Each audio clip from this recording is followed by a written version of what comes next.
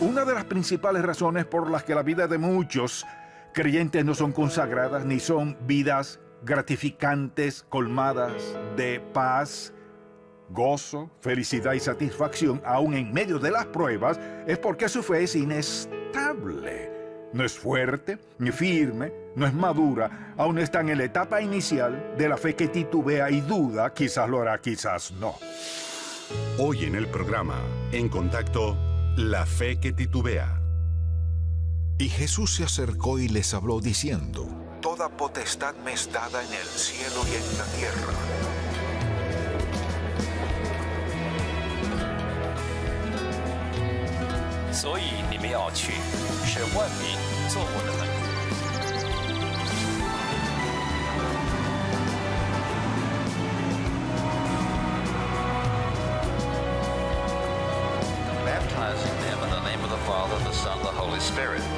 Enseñándoles que guarden todas las cosas que os he mandado, y he aquí yo estoy con vosotros todos los días hasta el fin del mundo.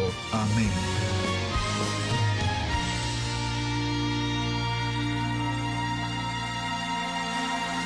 La fe no es solo la clave de la respuesta a la oración, sino la clave de todo en la vida.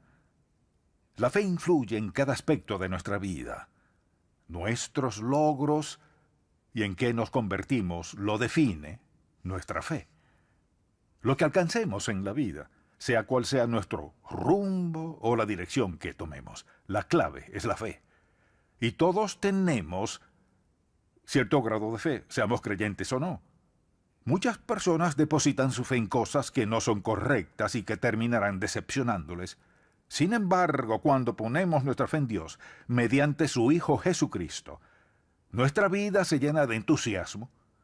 Experimentamos esa sensación de éxito y triunfo, aunque pasemos por adversidades y pruebas en la vida. La diferencia es que ahora andamos con Dios. Tenemos su presencia, su poder, su ayuda para enfrentar cualquier cosa que nos suceda. Esto me lleva a pensar en cómo muchos perciben a Dios y a menudo lo excluyen por completo de sus vidas y se preguntan por qué están como están. Bien, primeramente, ¿qué es la fe? Simplemente es la convicción plena que tenemos de que Dios es quien dice ser y que hará lo que Él ha prometido. De eso se trata la fe del creyente. Entonces, ¿cómo desarrollamos esa fe? ¿Cómo crece esa fe? Bien, hoy hablaremos de este tema de la fe que titubea, que duda entre si Dios lo hará y no lo hará. Creo, no estoy seguro. Muchos creyentes titubean a lo largo de toda su vida cristiana y luego se preguntan por qué Dios no hace más en sus vidas. Quizás sea una de esas personas. Pues bien, en este mensaje deseo mostrarle cómo enfrentar eso, para así crecer en la fe. No hemos de quedarnos con fe titubeando, sino con fe y seguridad. Fe perfecta en que Dios hará algo grande en nuestra vida. Está a nuestro alcance si ponemos esto en práctica y espero contar con su atención.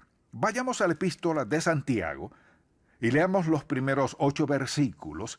Él escribe a quienes padecen dificultad y adversidad y se dirige a ellos de esta manera. Desde el primer versículo: Santiago, siervo de Dios y del Señor Jesucristo, a las 12 tribus que están en la dispersión, salud. Hermanos míos, tened por sumo gozo cuando os halléis en diversas pruebas, sabiendo que la prueba de vuestra fe produce paciencia.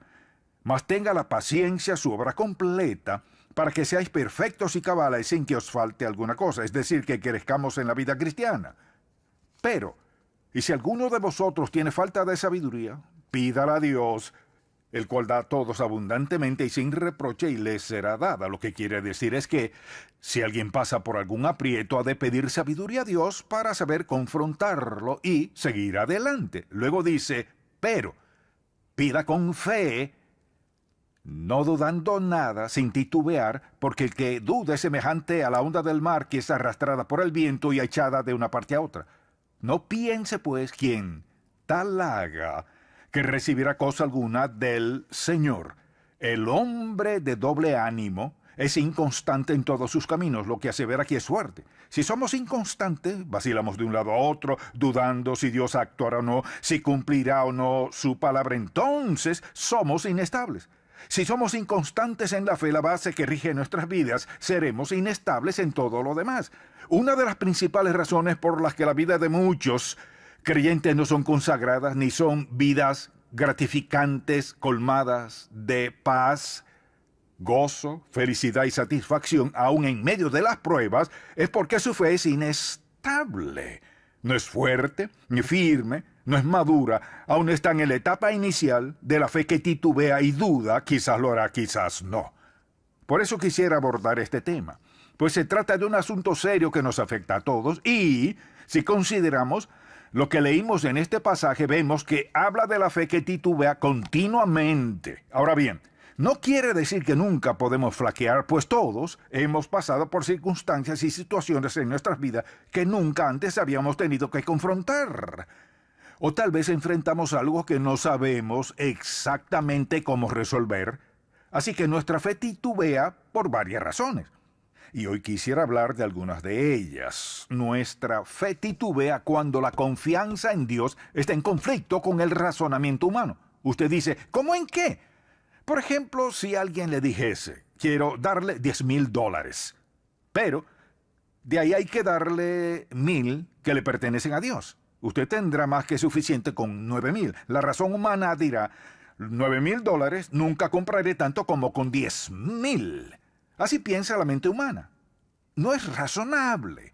No se concibe que $9,000 terminen rindiendo más que 10,000, pero así es, porque Dios nos protege y hará que nos vaya mejor. Mire, tengo suficiente experiencia para decirle que no se puede perder cuando se diezma. El razonamiento entra en conflicto con Dios porque Él supera nuestro entendimiento. De eso se trata la fe. Decirle doy a Dios el 10%, el 90% sobreabundará, eso es tener fe. La falta de fe dice, me quedo con el 100%. Eso del diezmo es imposible desde el punto de vista humano. Pero fíjese en lo que eso implica. Se trata del Dios omnipotente, dueño de todo, quien puede enviar a nuestra vida aún lo que nunca nos imaginamos tener. Esa es la clase de Dios que tenemos. Recordemos lo que Él promete en Malaquías versículo 10, que dice, hasta que sobreabunde. Porque escuche, Dios siempre recompensa la fe y punto. Una segunda razón por la que nuestra fe titubea es cuando permitimos que nuestros sentimientos dobleguen nuestra fe. Decimos, bueno, sé lo que Dios dijo, pero siento que no lo merezco. Ser indignos no tiene nada que ver con ser bendecidos. Alguien dirá, me siento indigno, incapaz.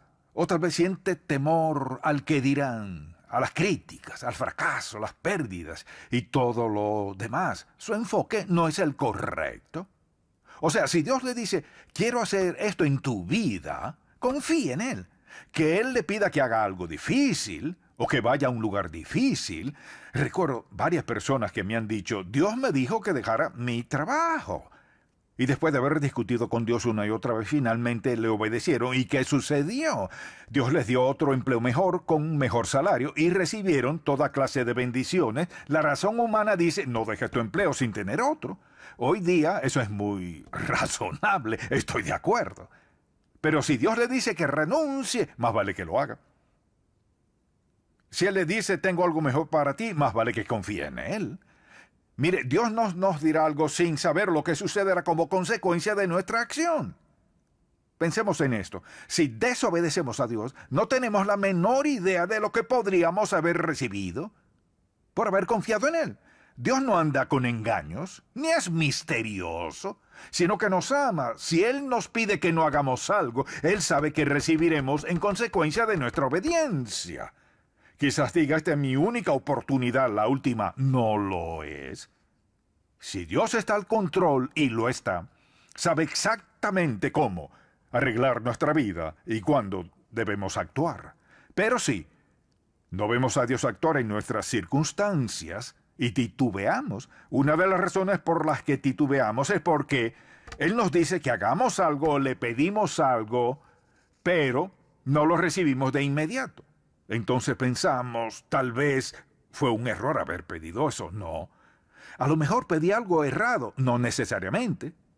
Quizás fue esto o aquello, entonces dudamos. Y a menudo Dios está listo para responder nuestra oración, pero mire, a su tiempo, a su manera. Por ejemplo, le pedimos algo y sentimos que Él desea que hagamos tal cosa, pero no sucede. De lo que no nos percatamos es que Dios actúa así. Él está aquí trabajando y ¿qué hace? Va arreglando la situación para darnos lo que pedimos conforme a su voluntad, pero el tiempo debe ser el propicio. Quizás involucre otras personas. Por ejemplo, si se trata de comprar su casa y usted quiere comprarla ya, pero Dios sabe que si espera 2 meses puede ahorrarse $10,000, pero lo quiere ya. Y si somos impacientes, no andaremos por fe. Pudiera darle muchos ejemplos personales y muchos de ustedes podrían hacer lo mismo. De modo que si entendemos cómo actúa el Señor, mucha atención, entenderemos que el tiempo es sumamente importante para Dios. Asimismo, cuando nos enfocamos en nuestras circunstancias en vez de Dios, titubeamos. Lo que pienso que sucede a menudo es que mientras más nos enfocamos en nuestra dificultad, nuestra adversidad e incluso nuestro dolor, al concentrarnos más en eso, ¿qué pasa? Todo se agranda. Bueno, he pasado por esto, he pasado por aquello. Si algún amigo nos escucha y dice, ¡oh, cuánto lo siento por usted! Mientras más compasión nos tenga, más crecerá el problema y cuanto más crezca, más dudamos de Dios. Así que el problema es nuestro enfoque. En la Biblia vemos muchos ejemplos de eso. Uno de los más sobresalientes es el de Daniel en el foso de los leones. Así que la Biblia dice que él durmió con los leones toda la noche. De haberse enfocado en esos leones, no habría podido dormir. Cuando ponemos nuestra atención en el problema, el aprieto, la carga, el dolor, crecerá y nos sentiremos menos confiados, menos importantes y más abrumados. Pero recordemos esto.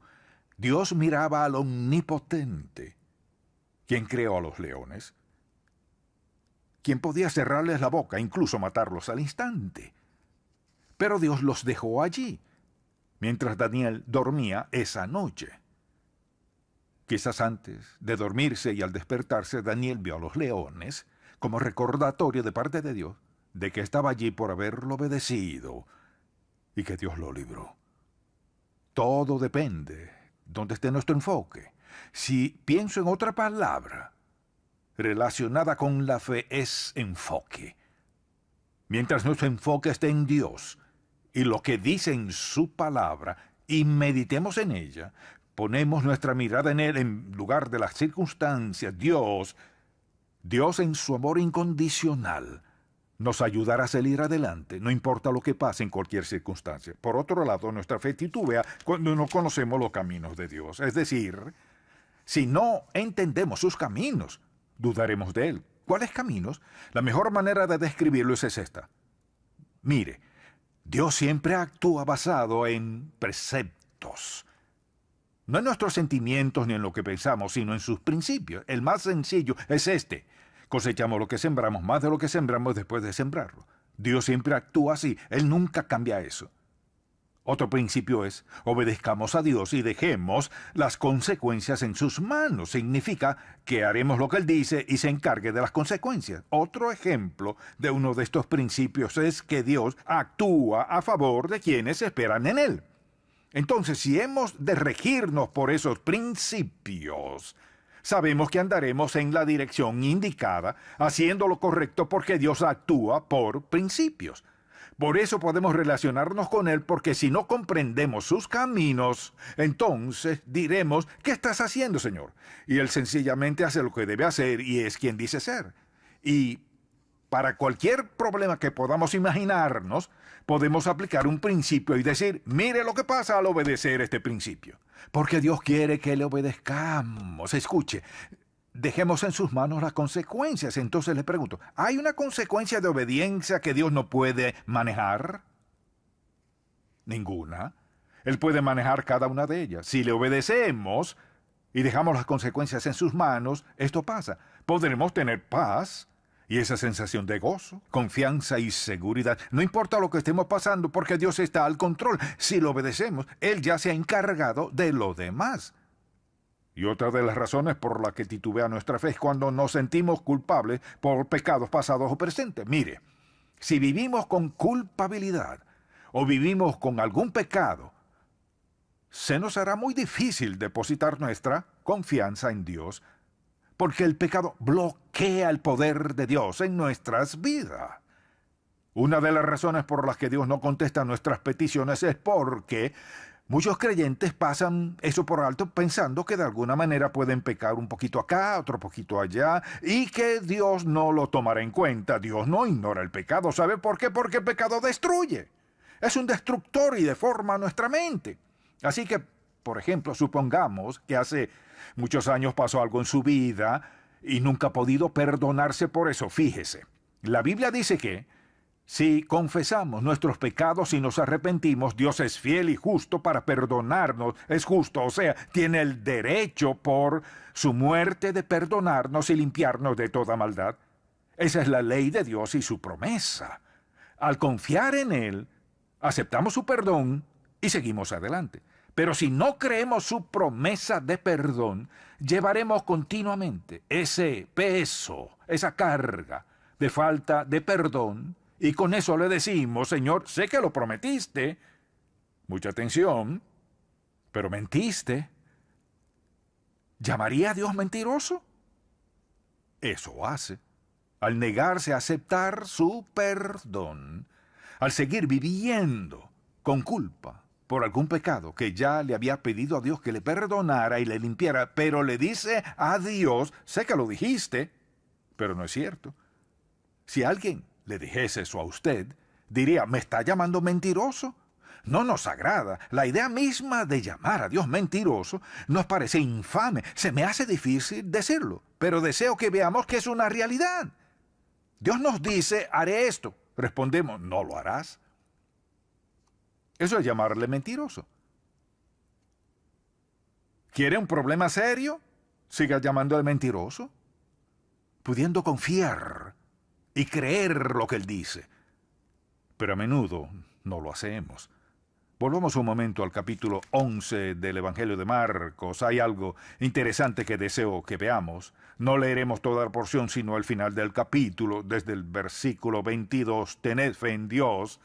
Luego en él, versículo 24, por tanto os digo que todo lo que pidiereis orando, creed que lo recibiréis y os vendrá.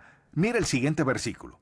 Y cuando estéis orando, perdonad, si tenéis algo contra alguno, para que también vuestro Padre que está en los cielos os perdone a vosotros vuestras ofensas. Porque si vosotros no perdonáis, tampoco vuestro Padre que está en los cielos os perdonará vuestras ofensas. Y esto no significa que al pecar dejamos de ser salvos. Aquí se refiere a nuestros pecados diarios. Es decir, si no los confesamos y confrontamos, ¿qué pasa?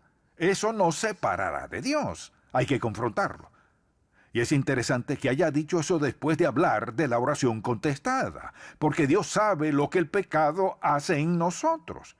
Bloquea lo que Él desea hacer.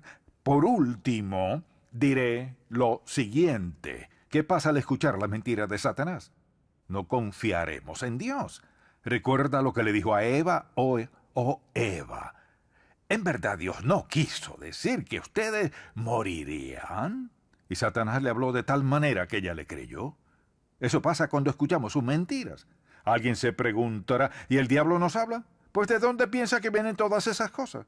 Toda esa lujuria, pecado, desobediencia, ese odio, esa enemistad y ese rencor. Es Satanás quien nos dice: Dios entiende cómo te sientes, mira lo que te hicieron, te maltrataron. Dios no espera que los perdones, sigue adelante y no te preocupes por nada. Ese es el diablo y sus mentiras, y tiene muchas. Y una de las razones por la que la gente no tiene lo que necesita, ni paz, ni gozo en sus vidas, es por escuchar la voz equivocada. El diablo les atrapa tratando de engañarles para que crean que lo que Él dice es cierto. Ahora, ¿cómo se corrige la fe titubeante? ¿Cómo tenemos una fe estable, enfocada, pase lo que pase? Bueno, hay varios pasos. Número 1, cuando veamos que nuestra fe comienza a titubear, detengámonos a pensar y hagámonos varias preguntas importantes. Sin duda creemos saber que Dios dijo, pero no estamos seguros. Entonces preguntémonos, número 1, ¿de dónde proceden estas dudas? Es lo primero que hay que responder. Nos preguntamos de dónde proceden estas dudas. ¿Parecieran ser de Dios? ¿Es esta su manera de actuar? A menudo responderemos, Dios nunca diría eso. Según vemos en su palabra, Él no actúa así. Así que nos preguntamos, ¿de dónde proceden estas dudas? Segundo, pregúntese, ¿me ha fallado Dios en el pasado? La respuesta es no, no me ha fallado. ¿Me ha fallado Dios en el pasado? ¿Por qué habría de hacerlo ahora? La tercera pregunta es, ¿no prometió Dios suplir todas mis necesidades? Al leer Filipenses 4, que nos dice, mi Dios, pues suplirá todo lo que os falta conforme a sus riquezas en gloria en Cristo Jesús. Si no lo hace, debe haber algo en mi vida que debo corregir primero. La cuarta pregunta es, ¿no tengo la ayuda del Espíritu Santo para llevar a cabo y lograr todo lo que Dios me ha llamado a hacer? Así es. Entonces, ¿qué hay en mi vida que hace flaquear mi fe? La quinta es, ¿no prometió estar Él conmigo en todo momento? Entonces, ¿por qué me preocupo por esto pensando que me encuentro solo? ¿No prometió Él que estaría conmigo en toda circunstancia? Si Él prometió, no te desampararé ni te dejaré bajo ninguna circunstancia. Si eso es cierto, podemos confiar en Dios pase lo que pase, porque nos acompañará en todo. Dios nos preservará, nos protegerá y nos enseñará lo que quiere que aprendamos si lo escuchamos con atención. Otra pregunta, ¿hay algo demasiado difícil para Dios? ¿Qué diría al respecto? Pues al menos 3 personas dijeron no. ¿Qué responderían a esta pregunta? ¿Hay algo demasiado difícil para Dios? Correcto. Entonces, frente a alguna dificultad, ¿dónde debe estar mi enfoque? No en la dificultad, sino en nuestro Padre, para quien nada es difícil. Por último, preguntarnos, ¿es esta una de esas encrucijadas en el camino? Una disyuntiva que pudiera costarme toda una vida de lamento por mi incredulidad. Anótela. ¿Es esta una de esas situaciones en las que una mala decisión, falta de fe, desconfianza en Dios podría costarme muy caro en el futuro? Decir de por vida, si hubiera hecho esto, si hubiera hecho aquello, si hubiera hecho lo otro. ¿Cómo se corrige? Haciéndose esta pregunta. Lo segundo, para corregir una fe que titubea, es meditar en la palabra de Dios, mucha atención, a diario, sin prisa, y poner en práctica lo que he leído. Para tener una fe estable, hemos de meditar en la palabra de Dios. Significa leerla, preguntarle a Dios qué nos quiere decir, y no es leerla con prisa, sino con el deseo de ponerla en práctica. Así que le preguntamos a Dios qué quiere decirme en este pasaje. Mire, Dios nos habla de muchas maneras, pero una de las más precisas y la principal es mediante su palabra. El asunto es saber lo que quiere decirnos. Alguien dirá, pero Dios nunca me ha hablado. Oh, claro que sí. Sí lo ha hecho. De eso se trata este libro, Dios hablándonos. Así que al estar en una situación en la que querramos corregir nuestra fe, debemos hacernos esas preguntas y estar en la palabra. Eso quiere decir meditándola cuidadosamente. A menudo hay que hacerlo en privado y poner en práctica lo que leemos, así escucharemos lo que nos dice, sin dudar, porque Dios sabe que venimos a su palabra en busca de respuesta y entendimiento. Recuerde que debemos leer la Biblia con cuidado, pausadamente y en oración, con el deseo de que Dios nos hable. La leo orando con sinceridad. Señor, mi corazón está abierto a lo que tengas que decirme. Y luego agregaré que debemos decidir valientemente obedecer a Dios y dejar en sus manos las consecuencias. Algunas veces necesitaremos mucha valentía para confiar en Él. Pero no hay palabra que expresen cuán maravilloso es confiar en Dios y pensar en que alguien viva sin Dios en su vida Eso es una insensatez, es un desastre. Por eso sufre por cosas que normalmente no tendría que sufrir y no tiene lo que Dios podría darle. Ese gran Dios de bondad, de amor, de misericordia y generosidad para con sus hijos. Si usted no ha aceptado a Cristo como su Salvador personal, nada de lo que he dicho le funcionará. Primero tiene que resolver algo en su vida y reconocer que Jesús es el Hijo de Dios, que fue enviado al mundo a morir en la cruz por nosotros. En ese momento Dios tomó todo el pecado de la humanidad, lo puso sobre Jesús y lo condenó con la muerte, que un día sufrirán quienes no lo conocen. Pero Cristo padeció por poco tiempo y lo hizo por nosotros. Si usted está dispuesto a pedirle que perdone sus pecados, a poner su fe en Él como su Salvador personal y no en su propia bondad, sino que lo acepta como su Salvador personal, que cree que su muerte pagó toda su deuda de pecado, pídale que le perdone y acéptelo como su Salvador y amo y Señor. En ese momento, Dios le perdonará y le dará una nueva senda. Y es ese nuevo camino del cual acabamos de hablar. Se trata del andar por fe. Y estará feliz y agradecido a Dios por haber dado ese primer paso. Esa es mi oración por usted.